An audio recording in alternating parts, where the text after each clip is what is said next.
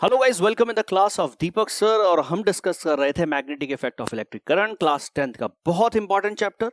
पूरा chapter complete हो चुका है, उसके वीडियो जरूर देख लीजिएगा बच्चों। अब हम बात कर रहे हैं कुछ related numericals, right. This is the video number 7, that is the lecture number 7। और इसी लेक्चर के अंदर हम कुछ न्यूमेरिकल्स, ठीक है ना, सॉरी, कुछ थियोरेटिकल क्वेश्चंस जो पूछे जाते हैं जनरली चैप्टर से, वो सब हम यहाँ पर डिस्कस करने वाले हैं।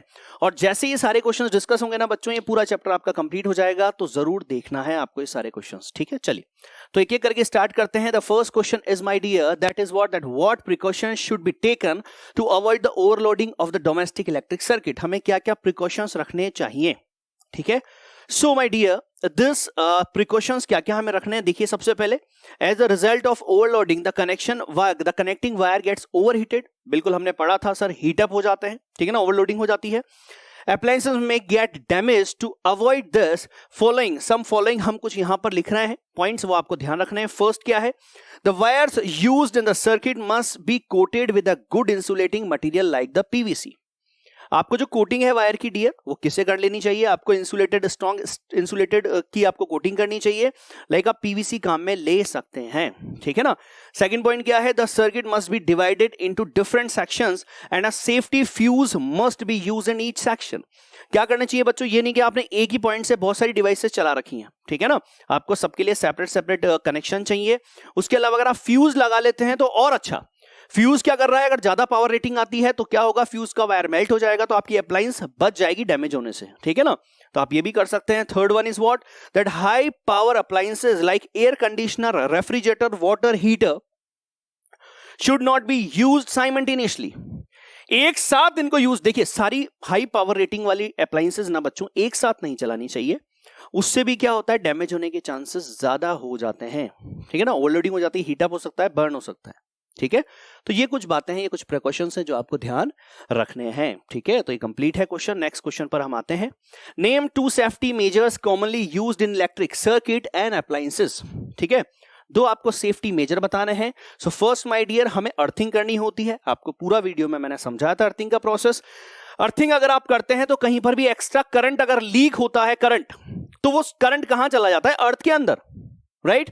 तो हमें जो झटका लगना था, हमें जो करंट लगना था, वो नहीं लगेगा, आप सेफ रहेंगे, ठीक है ना। तो ये एक सेफ्टी फीचर है। उसके अलावा फ्यूज क्या करता है बच्चों, फ्यूज हमारे अप्लायंसेस को बचा लेता है, ठीक है।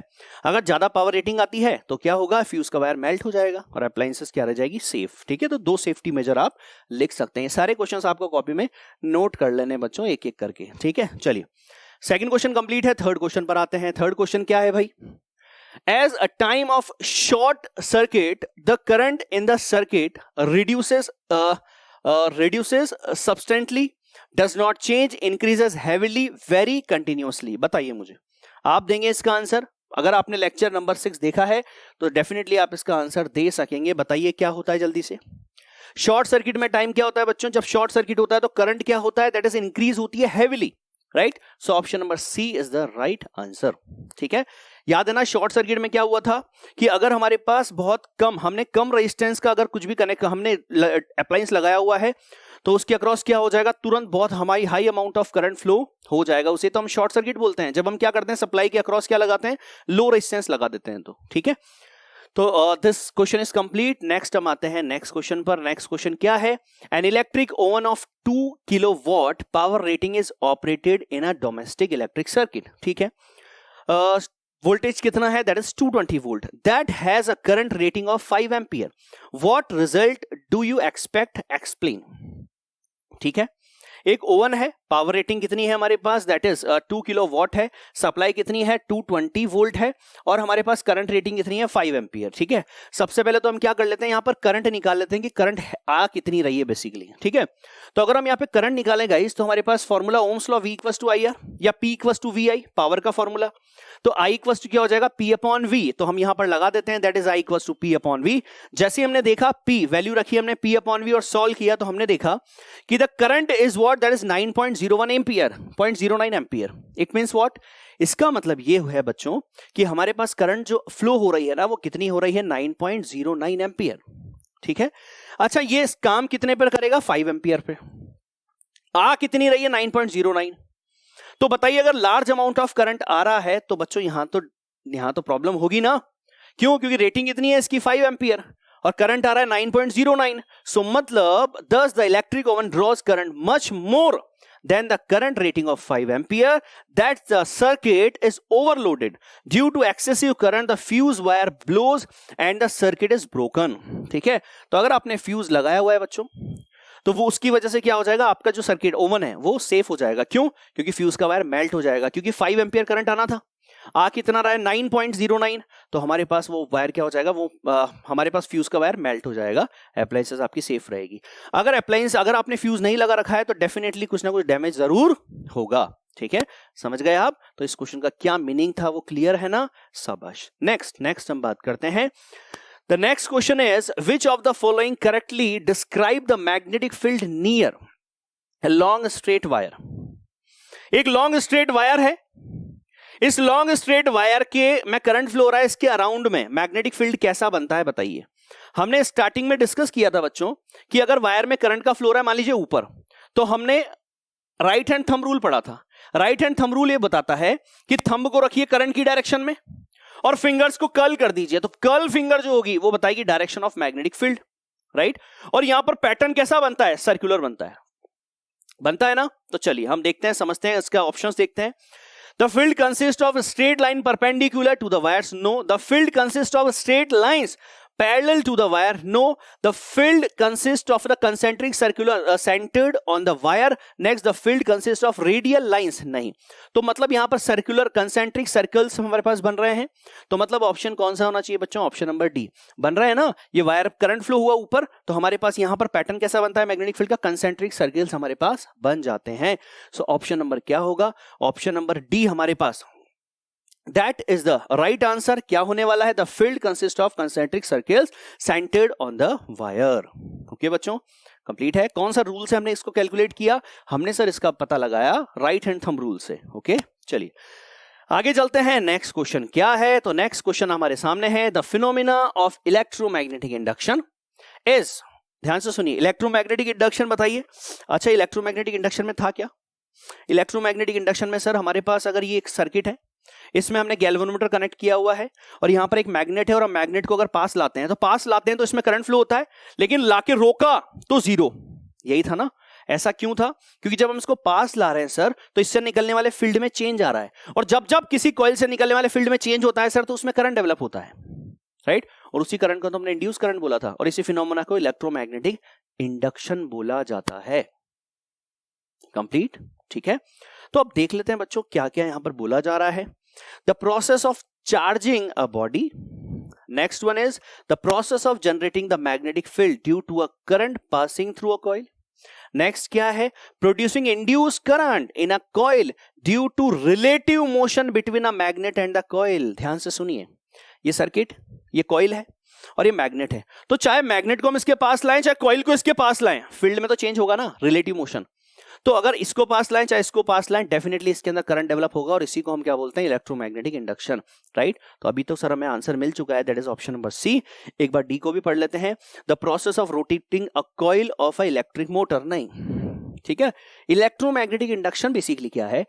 तो इलेक्ट्रोमैग्नेटिक इंडक्शन है सर कि अगर हमें कॉइल और मैग्नेट का अगर रिलेटिव मोशन करेंगे तो वहां पर इस कॉइल में करंट डेवलप हो जाएगा, और इसी को हम इलेक्ट्रोमैग्नेटिक इंडक्शन बोलते हैं. कंप्लीट, ठीक है. चलिए, तो ये होता है क्वेश्चन हमारा कंप्लीट. आगे हम और चलते हैं. सो हमारे पास ऑप्शन आपको पता ही चल चुका था, that is option number C. Next हमारे पास क्या है बच्चों?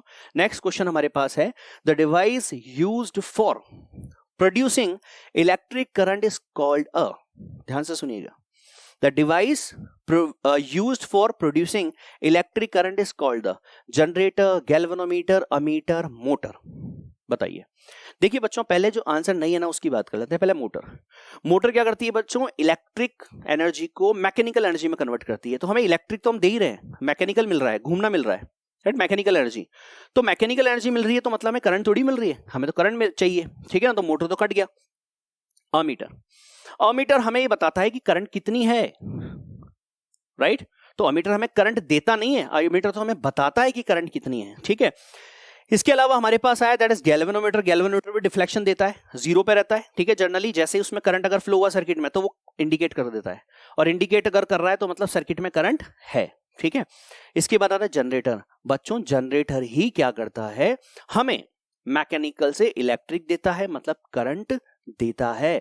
सो my dear the generator is the right answer. ठीक है, डन। चलिए, तो ये क्वेश्चन भी हुआ हमारा कंप्लीट। अगले क्वेश्चन पर आते हैं। नेक्स्ट क्या है बच्चों, नेक्स्ट हमारा क्वेश्चन है the essential difference between N AC generator and DC generator is.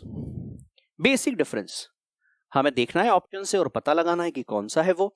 चलिए, first, AC generator has an electromagnet while a DC generator has a permanent magnet. ऐसी कोई बात नहीं होती है, ठीक है ना। Next, DC generator will generate a higher voltage. No. AC generator will generate a higher voltage, ये भी हम नहीं बोल सकते। नेक्स्ट, AC देखिए, हायर और लोअर वोल्टेज का काम होता है बच्चों ट्रांसफार्मर का, ठीक है ना। स्टेप अप ट्रांसफार्मर और स्टेप डाउन ट्रांसफार्मर, ठीक है। तो स्टेप अप और स्टेप अप डाउन ट्रांसफार्मर क्या करते हैं, आउटपुट वोल्टेज हाई देना है कि लो देना है, ये काम किसका होता है, ट्रांसफार्मर का, ठीक है। इसके बाद हमारे पास लास्ट क्या है, AC generator has slip rings.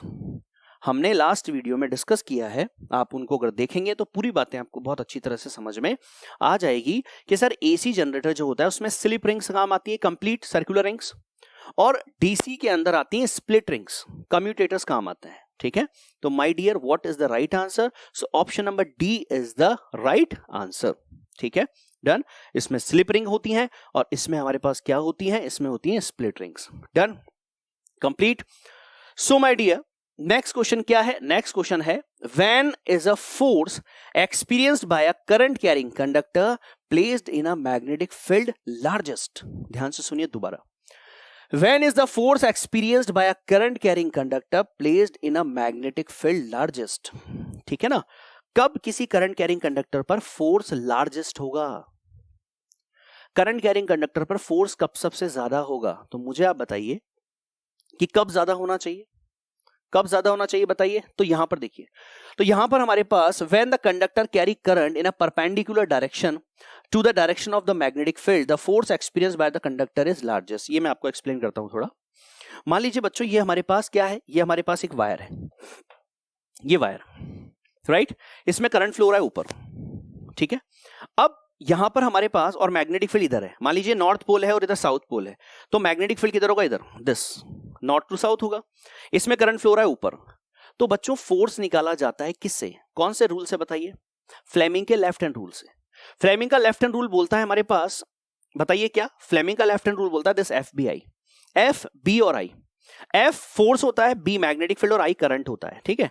B magnetic field इधर है, इसमें करंट किधर फ्लो हो रहा है ऊपर, और बताइए थंब किधर आएगा, थंब इधर है, मतलब इस पर फोर्स लगेगा इधर, समझा मेरी बात, ठीक है। दोबारा सुन लीजिए, फोर्स किधर लग रहा है, तो हमारे पास मैग्नेटिक फील्ड इधर है, इधर एन पोल था, इधर एस पोल था, तो मैग्नेटिक फील्ड इधर है, तो F B I, B magnetic field इधर, करंट फ्लो हो रहा है ऊपर, तो बताइए इस पर फोर्स इधर लगेगा ना, तो मतलब ये इधर जाएगा, समझे आप बात, तो फोर्स इधर लगा।